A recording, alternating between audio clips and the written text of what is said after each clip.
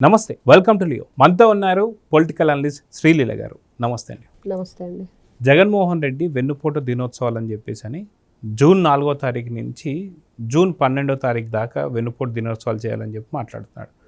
వాస్తవానికి జగన్మోహన్ రెడ్డికి 2024 మే 13వ తారీఖు జరిగినటువంటి ఎన్నికలు, తర్వాత 2024 జూన్ 4వ తారీఖు వచ్చిన ఫలితాలు. సో ప్రజలందరూ కలిసి జగన్మోహన్ రెడ్డికి వెన్నుపోటు పొడిచారు అనే దానిపై జగన్మోహన్ రెడ్డికి అర్థమయ్యి తర్వాత ఒక ప్రెస్ మీట్ పెట్టి, నేను 2 బటన్లు నొక్కితే నాకు అవ్వాతాతలు నాకు వెన్నుపోటు పొడిచారు ఓటేయకుండా, నేను 2 బటన్లు నొక్కితే అక్కా చెల్లెమ్మలు నాకు వెన్నుపోటు పొడిచారు ఓట్లు వేయకుండా, నేను 2 బటన్లు నొక్కితే విద్యార్థులు వాళ్ళకి రియంబర్స్మెంట్ కానీ నొక్కితే వాళ్ళు నాకు వెన్నుపోటు పొడిచారు, నేను 2 బటన్లు నొక్కితే రైతులు నాకు వెన్నుపోటు పొడిచారు, నేను 2 బటన్లు నొక్కితే పెట్టుబడిదారులు నాకు వెన్నుపోటు పొడిచారు.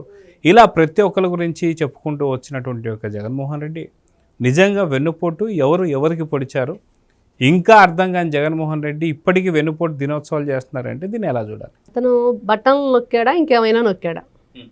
ఫస్ట్ అదే కదా ప్రజలు అడుగుతుంది. మా జీవితాలని నొక్కేసావు, మా గొంతులు నొక్కేసావు, మా ఆస్తులు నొక్కేసావు, చివరికి మా ప్రాణాలు కూడా తీసేసావు. గొంతు మీద కాలేసి నొక్కేశాడు జగన్మోహన్ రెడ్డి. బటన్లు నొక్కటం పక్కన పెట్టండి, అదే చేశాడు. ఇప్పుడు రైతుల విషయానికి వచ్చినా, లేకపోతే తోట చంద్రయ్య విషయానికి వచ్చినా, ఒక అమర్నాథ్ గౌడ విషయానికి వచ్చినా, వాళ్ళ ఎంపీగా ఉండి రఘురామకృష్ణరాజు గారు ఆ రోజున ఎంత ప్రాణహాని వాళ్ళ వల్ల ఆయన ఎదుర్కొన్నారో మనం విన్నాము, చూసాము కళ్ళారా. ఆయనకు తగిలిన దెబ్బలు కానివ్వండి, వీళ్ళు పెట్టిన టార్చర్ కానివ్వండి, ఈ విధంగా చెప్పుకుంటూ వెళితే ఎవరికి ఎవరు వెన్నుపోటు పొడిచారు, ఎవరు మరి ఈ గొడ్డలిపోటు లాంటి వ్యక్తుల ఏదైతే వాళ్ళ ఇది ఉందో రాజకీయ చరిత్ర, దాని నుంచి బయటపడాలంటే మనం ఏం చెయ్యాలి? మరి ఇన్ని బటన్లు నొక్కుతున్నాడు కదా, మరి ఇతనికి ఎగ్జిట్ బటన్ నొక్కాలని ప్రజలు అదే చేశారు. ఈ రోజున మీకు ప్రధాన ప్రతిపక్ష హోదా కావాలి మాకు ఇక్కడ, మేము అసెంబ్లీకి రావాలంటే అన్నాడు కదా జగన్మోహన్ రెడ్డి. ఎవరిని అడగాలండి? ఆయన ప్రజలను అడగాలి. మరి ప్రజలే కదా మీకు లేకుండా చేశారు, ప్రజలే మీకు ఓట్లే లేదు. 2019లో ఒక్కసారిగా అందరికీ షాక్, ఏం జరిగింది అనేది. ఏం జరిగిందో ఎవరికి అర్థం కాలేదు. ప్రజలే ఓట్లు వేశారా? నిజంగానే ఏదైనా జరిగిందంటే ప్రజలే ఓట్లు వేశారు. ఎందుకు వేశారు అంటే జగన్మోహన్ రెడ్డి ఆడిన అబద్ధం ఆడకుండా ఆడాడు. ఎన్ని రకాలుగా అబద్ధాలు చెప్పాడు, ఎంత మోసపూరితమైన మాటలు ఆ రోజున వాళ్ళకి చెప్పాడు. అరచేతిలో వైకుంఠాన్ని చూపించాడు. నిజంగా చాలా మంచి వ్యక్తి కాబోలు. మరి ఇట్లాంటి వాడికి మరి రాజ్యం ఇస్తే చాలా చక్కగా పరిపాలిస్తాడు, మా జీవితాలు బాగుపడతాయని ఆశపడ్డారు. వాళ్ళ ఆశని అడవి కాసిన వెన్నెలు చేశాడు జగన్మోహన్ రెడ్డి. అదే జరిగింది. నిట్ట నిలువున ముంచేశాడు. నేను అన్ని మాటలు చెప్పేవాడినే కానీ ఏనాడు కూడా వాటిని మీకు చేసి పెట్టేవాడిని కాదు, వాటిని ఆచరించేవాడిని కాదు. అంటే మాట తప్పం మడని తిప్పం అంటే ఇదే అనేది చూపించాడు. మేము తప్పేదే మాట, మేము తిప్పేదే మడం అనేది పదే పదే ప్రతి ఒక్క విషయంలో ఇప్పటికి కూడా నిరూపించుకుంటున్నాడు. అది వాళ్ళ చరిత్ర. ఇట్లాంటి వ్యక్తులు మరి ఈ రోజున రాజ్యాధికారం కోల్పోయిన తర్వాత మరి ఏ విధంగా వాళ్ళ నిజమైన నిజస్వరూపాన్ని ఎలా చూపిస్తున్నారు, వాళ్ళంటే ఏంటి. గతంలోనేమో ఆ తెరచాటు నుండి చేశాడు, ఆ పరదాలు కట్టుకొని చేశాడు. ఎక్కడా కూడా బయటికి అనుమానం రాకుండా ఈ రోజున కొండల్ని ఈయన పిండి చేస్తే కొండ కింద అంత భూముల్ని పిండి చేశారు వాళ్ళ పిఏలు వాళ్ళందరూ కలిసి. అలా చెప్పుకుంటూ వెళ్తే కొల్లలు వీళ్ళ భయంకరమైన దోపిడీ చరిత్ర. అయితే ఇక్కడ జగన్మోహన్ రెడ్డి ఎప్పుడైతే రాజాధికారం పొందిన వెంటనే అక్కడ కుటుంబంలో ఇంకా అంటే సీఎం పదవి రాకముందే బాబాయ్ చనిపోతే బాబాయ్ ఎలా చనిపోయాడో కూడా నిగ్గు తేల్చినటువంటి ఒక జగన్మోహన్ రెడ్డి బాబాయ్కి వెన్నుపోటు పొడిచాడు. తర్వాత బాబాయ్ కూతురైనటువంటి ఒక సునీత గారికి ఆవిడపైన మళ్ళీ కేసులు పెట్టించి ఆవిడకి వెన్నుపోటు పొడిచాడు. తర్వాత తల్లికి వెన్నుపోటు పొడిచి ఆఖరికి నీకు ఓటు వేయకుండా కూడా విదేశాలకి భయపడి పారిపోయినటువంటి పరిస్థితి మనం చూసాం. తర్వాత షర్మిల గారికి వెన్నుపోటు పొడిచి తనతో పాటు తన 2 బిడ్డలైనటువంటి ఒక మేనల్లుడు మేనకోడలకు కూడా వెన్నుపోటు పొడిచాడు. సో సొంత కుటుంబ సభ్యులకే వెన్నుపోటు పొడిచినోడు రాష్ట్రంలో ఉన్నటువంటి ప్రజలందరూ కూడా అవును మా అందరికీ వెన్నుపోటు నువ్వు పొడిచావు అని చెప్పేసి వాళ్ళు ఓట్లతో బుద్ధి చెప్పిన తర్వాత కూడా ఇప్పటికీ వెన్నుపోటు దినోత్సవాలు అని చెప్పి చెప్పుకుంటున్నాడు. అంటే తనకు తాను నేను చేసిన వెన్నుపోట్లు ఇవి అని చెప్పి చెప్పుకోవాలనే ప్రయత్నం చేస్తున్నాడా? ఎలా చూడాలంటారు? అంతే మరి. ప్రతిసారి మనం చెప్పుకున్నదే వైఎస్ఆర్సీపీ పార్టీ వాళ్ళు ఏ కార్యక్రమం చేసినా, జగన్మోహన్ రెడ్డి ఏ ప్రెస్ మీట్ పెట్టినా, చెప్పిన ప్రతి మాట, వాళ్ళు పెడుతున్న ప్రతి ప్రెస్ మీట్ కానివ్వండి, ఏదైనా ప్రోగ్రామ్ కానివ్వండి, దానిలో ఏం కనిపిస్తుంది ప్రజలకంటే వాళ్ళ నీచమైన చరిత్ర కనిపిస్తుంది, వాళ్ళ రక్త చరిత్ర కనిపిస్తుంది, వాళ్ళు చేసిన పనులు. అంటే అన్నీ కూడా వాళ్ళ పనులు ఏంటి అంటే మంచి చేశారంటే లేదు కదా, వాళ్ళు చేసిన చెడేంటి, చెప్పిన మాటలేంటి. గతంలో 2019 24కే కాదు 24లో ఓడిపోయిన తర్వాత కూడా ఏం చేశారు.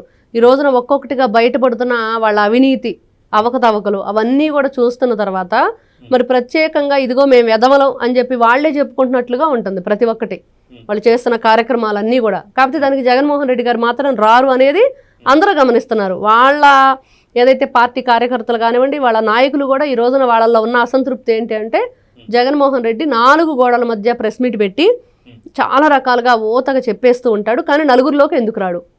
10 మందిలోకి వస్తే కదా నువ్వేంటో తెలిసేది. జనం కూడా అడుగుతారు. మొన్న మధ్య పులివెందులకు వెళ్ళినప్పుడు అడిగారు, మా పరిస్థితి ఏంటి, మేము ఇక్కడే రోడ్ల మీద ఉండాలి నువ్వు వచ్చేదాకని. బాయ్ బాయ్ అని చెప్పి వెళ్ళిపోయాడు. 3 సంవత్సరాలు కళ్ళు మూసుకోండి, ఇంకా అయిపోయింది కదండి. ఇప్పుడు 3 ఏడు కూడా వచ్చింది, ఇంకో 2 ఏళ్ళు అంటాడు. 3 ఏడు వచ్చింది కాబట్టి ఇంకా 2 ఏళ్ళు, 2 సార్లు కళ్ళు మూసుకుంటే 2 ఏళ్ళు అయిపోతాయి అంటాడు. మరి వాళ్ళు ఎన్నాళ్ళు కళ్ళు మూసుకోవాలి, ఎలా మూసుకోవాలో మరి ఆయనే చెప్పాలి. మళ్ళీ అంటే ఎన్నిసార్లు కళ్ళు మూసుకుంటే జగన్మోహన్ రెడ్డి ముఖ్యమంత్రి అవుతాడంటే ఏం చెప్తారు? ఇంకా అంటే చిరస్థాయిగా వాళ్ళు ఆ కళ్ళు తెరిచే పని ఉండదు అనమాట. ఇంకా ఇదే చివరికి చూపు అన్నట్లుగా అయిపోయింది వాళ్ళ పరిస్థితి.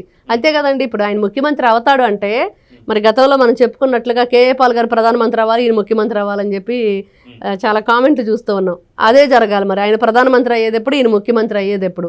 రేపు మీరు మీ పులివెందుల ఎమ్మెల్యేగా కూడా మీరు మరి పోటీ చేసే హక్కు అర్హత అది ఏ మహిళా దాంట్లో వెళ్ళిపోయింది. 33% రిజర్వేషన్ వచ్చింది ఇప్పుడు. మరి అదే మహిళా దాంట్లోకి వెళ్ళిపోయింది అనుకోండి ఆ కోటాలోకి, అప్పుడు జగన్మోహన్ రెడ్డి గోవిందా గోవింద ఆయన చెప్పినట్లుగా. అంటే వేరే ఏ నియోజకవర్గం నుంచి గెలిచేటువంటి కానీ లేదా పోటీ చేసే దమ్ము ధైర్యం లేదా? ఇంకెక్కడండి, ఇంకెక్కడ ధైర్యం ఉంటే ఇన్ని సంవత్సరాల్లో ఎప్పుడు కూడా నిలబడమనండి. ఎవరు కాదంటారు? ఈ రోజున కుప్పం అని చెప్పేసి అన్నాడు. మరి అంతే కదా, ఏదైనా సరే వైనాటి కుప్పం అన్నాడు, ఈ రోజున రేపు మంగళగిరి అంటాడు. ఆయనే చెప్పాడు కదా, ఈ రోజున ఎవరైనా సరే ఏదో ఆయనే చెప్పుకుంటాడు, మేము ఎక్కడైనా గెలుస్తాము, ఆ దమ్ము ధైర్యం మాకుంది, మరి ఎవరికైనా ఉందా అని చెప్పేసి వాళ్ళ మాటల్లోనే మనం చాలా సందర్భాల్లో విన్నాం. మరి ఆ మాటలు నిరూపించుకుంటారా, లేదు మా వల్ల కాదని చెప్పి నీరసపు మొహం పెట్టుకొని వెళతారా అనేది వాళ్ళ విజ్ఞతకే వదిలేయాలి. కాబట్టి రేపు మహిళా కోటాలో ఎన్ని సీట్లు ఎడబోతున్నాయి, రేపు వీళ్ళ పరిస్థితి ఏంటి, అసలు పులివెందుల్లో కూడా వీళ్ళ పరిస్థితి, వార్డు మెంబర్గా కూడా నువ్వు ఉండే పరిస్థితి లేదని చెప్పి అక్కడ ప్రజలే పదే పదే మాట్లాడతారు. మరి ఎన్నో సందర్భాల్లో ఈ రోజున మరి వాళ్ళ పార్టీలో కూడా చాలా మార్పులు చేర్పులు చేయబోతున్నారని, కీలక పదవులు పలానా వ్యక్తులు కట్టబెట్టబోతున్నారని చూస్తున్నాం. ఎవరు మరి వీళ్ళంతా చాలా స్కాముల్లో ఉన్నారు. ఆ స్కీములు ఏంటో, ఆ స్కాములు ఏంటో మరి జగన్మోహన్ రెడ్డికి తెలియకుండా జరిగినాయా, తెలిసి జరిగినాయా? వేల కోట్ల రూపాయలు. ఈ రోజున చూస్తే వీళ్ళు బంగారాన్ని ఎన్ని కేజీలోనంటండి, 100 కేజీలు బంగారం. మరి ఆ గని ఎక్కడుంది? అది ఎక్కడో మాలుగుల్లో పెట్టారంట, నేల మాలుగుల్లో.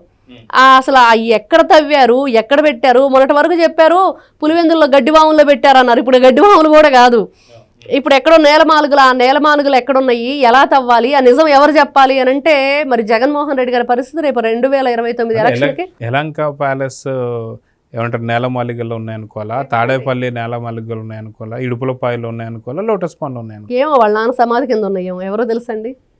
అదైతే ఎవరు కదిలించరు కదా. సమాధి కదిలించాలంటే చాలా రచ్చ చేస్తారు వాళ్ళు, తెలిసిన విషయం కదా. ఇట్లాంటి పాయింట్స్లో అక్కడ క్లిక్ అయ్యే విధంగా అక్కడ పెట్టుకొని ఉంటాడు అనేది ఈ రోజున అందరికీ వస్తున్న అనుమానం. ఇట్లాంటి వ్యక్తులు మరి ఎక్కడ నిలబడినా, ఏం ప్రయత్నం చేసినా మీరు ప్రజాప్రతినిధులుగా పనికిరాదు. ఎందుకంటే ప్రజల దగ్గర ఉన్న నిధులన్నీ మీరు కొట్టేశారు, ఏ నిధిని వదిలిపెట్టలేదు.